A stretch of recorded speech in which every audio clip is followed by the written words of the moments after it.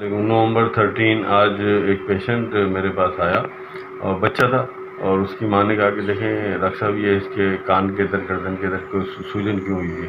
دیکھیے کہا یہ جاتا ہے کہ فوری طور پہ ڈائگنوسس ہو جاتی ہے۔ ممس جو ہوتا ہے وہ دونوں جو جا کا اینگل ہے اس جگہ پہ، یہاں کان کے نیچے ہی جو جا کا اینگل ہے اس جگہ پہ سوجن اور سختی ہوتی ہے، ٹینڈرنیس ہوتی ہے، دونوں طرف ہو سکتی ہے، یہ بائی لیٹرل یا ایک طرف ہو سکتی ہے، یاد رکھیے گا۔ تو اس بچے کے رائٹ سائڈ پہ جو ہے زیادہ سوجن سویلنگ تھی اور لیفٹ سائڈ پہ کم تھی، اور وہ بچہ جو ہے اس کو بخار بھی تھا۔ دیکھیے یہ کہلاتا ہے ممس یا کن پڑے یا گلسوئے جو بھی ہے۔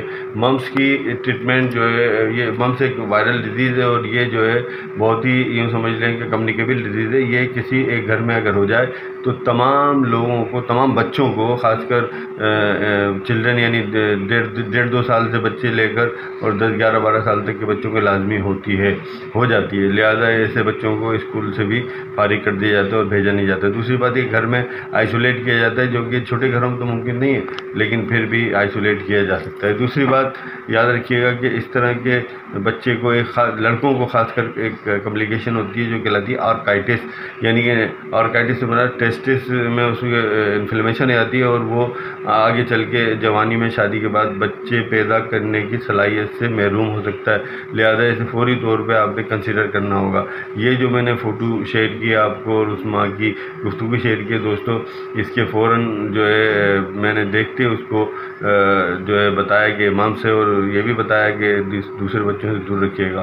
ممس ظاہر ہے کہ ایک وائرل ڈیزیز ہے، اور جن بچوں کو ویکسینیشن یا ٹیکے نہیں لگے ہوتے، ایک ٹیکہ کا نام ہے MMR، mums measles and rubella یعنی جرمن میزلز۔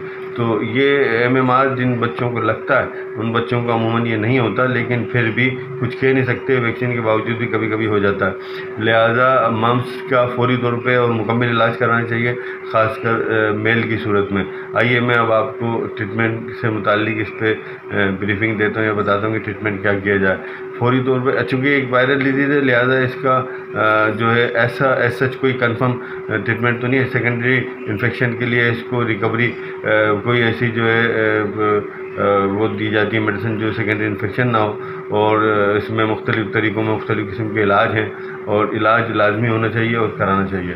تو میں اس کی مکمل طور پہ علاج کے بارے میں بتا دوں، لیکن سب سے پہلے پریونشن میں آپ کو بتاؤں کہ جس گھر میں جس بچے کو ممس ہو جائے تو دوسرے بچوں کو، خاص کر اس چھوٹی عمر کے بچوں کو 1.5-2 سال سے لے کے اور 12 سال کے بچوں تک کو دور رکھنا ہوگا۔ اور اس کو جو ہے ممس کی علامت میں آپ کو بتانا چاہوں گا کہ یہ جو ہمارے سب مینڈیبل، یہ جو اینگل آف جا ہے اس جگہ پہ جو ہے اس کو سوجن ہو جاتی ہے، سختی ہو جاتی ہے، چونکہ پیروٹیڈ گلینڈ جو ہوتے ہیں ہمارے تھوک کا پیروٹیڈ گلینڈ وہ سوج جاتا ہے، انفلیم ہو جاتا ہے اور اس میں سوجن آ جاتی ہے۔ تو سب سے پہلے یہ ہے کہ آپ ہائی گریڈ فیور ہوگا، اس کو سردی لگے گی، درد ہوگا، لیکن اگر اس کو آپ کہیں گے کہ منہ کھول کے دکھا تو اس کے حلق میں کانٹے سے چبھ رہے ہوں گے، ڈرائینیس آف ماؤتھ ہوگی، اور اس کے منہ میں جو ہے تھوک کی کمی ہوگی، سلائیوا کی کمی ہوگی، بیکاز آف پیروٹیڈ گلینڈ انفلیم ہو جاتے ہیں۔ یہ پیروٹیڈ گلینڈ جو ہوتے ہیں دوستوں، یہ تھوک بنانے، یہ سلائیوری گلینڈ جو ہوتے ہیں یہ تھوک بنانے کی صلاحیت سے محروم ہو جاتے ہیں۔ لہٰذا یہ بھی ذہن میں رکھیے گا کہ تمام دواؤں یا تمام طریقے علاج کے دواؤں کے ساتھ ساتھ آپ نے اس کے حلق کو بھی تر رکھنا ہے، یعنی تر سے مراد اس کو موئسچر دینا ہے، کوئی نہ کوئی ایسی چاکلیٹ ٹافی یا لوزنجز دینا ہے جس سے کہ اس کا حلق ٹھنڈا رہے یا تر رہے۔ اگر سوجن زیادہ ہو جائے تو ہم برف کی ٹکور یا ٹھنڈے اس کی کپڑے کی ٹکور کر سکتے ہیں، فوری طور پہ ریلیف ملے گا۔ تو یہ تو ہو گئی مینجمنٹ۔ اب آئیے میں ٹریٹمنٹ کے متعلق بات کرتا ہوں۔ ممس کی ٹریٹمنٹ کی بات کریں تو یاد رہے کہ ممس کی کوئی ٹریٹمنٹ نہیں ہونی چاہیے، اسپیسیفک ٹریٹمنٹ نہیں ہے، بیکاز یہ اپنا ٹائم پورا کر کے 5-7 دن میں خود ہی جائے گا، اور اس کے لیے جو ہے پریونشن یا یہ سمجھ لیں کہ سمپٹومیٹک میڈیسن چاہیے ہوتی ہے۔ تو کوئی بھی بروفین یا پیراسیٹامول یا اس طرح کی جو ہے میڈیسن جو ہے دے دی جاتی ہے، کمبینیشن میں بھی دے دی جاتی ہے، کچھ دوائیں کمبینیشن میں بھی آتی ہیں، نام میں یہ نہیں لے سکتا، جس میں ایسیٹامائنوفین اور بروفین جو ہے وہ دونوں ملی ہوئی ہوتی ہیں۔ اینٹی بایوٹکس میں اگر آپ بات کریں تو اینٹی بایوٹکس دے سکتے ہیں، وہ اس لیے دیں گے کہ سیکنڈری انفیکشن میں چلا آئے، بچہ جا سکتا ہے، کمپلیکیشن ہو سکتی ہے، لہٰذا اسے بچانے کے لیے ہم ایزیتھرومائسین ہے یا پینیسلین گروپ ہے یا پینیسلین پلس کلومیکس گروپ ہے۔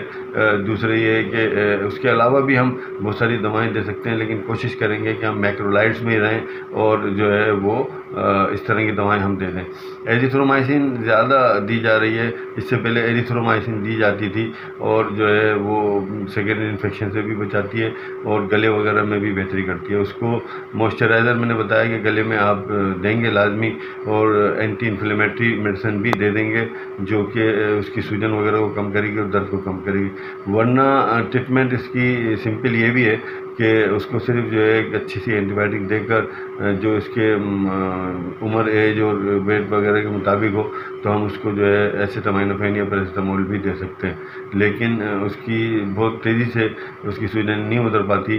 البتہ ہم آئیبوپروفین جو ہے اس کو ہم دیتے ہیں تو اس طرح اس میں بہتری ہو جاتی ہے۔ یہ اس کی ریکمینڈیڈ ٹریٹمنٹ تو نہیں ہے، لیکن کوئی بھی بغیر ڈاکٹر کے اس طرح کی کوئی ٹریٹمنٹ نہ دے تو بہتر ہوگا، اور ورنہ یہ ہے کہ کسی ڈاکٹر کو دکھایا جائے اور دوسرے بچوں کو بچایا جائے، اور MMR ضرور لگانا چاہیے۔ اگر MMR نہیں لگائیں گے تو پھر پرابلم کا شکار ہو گیا۔ السلام علیکم۔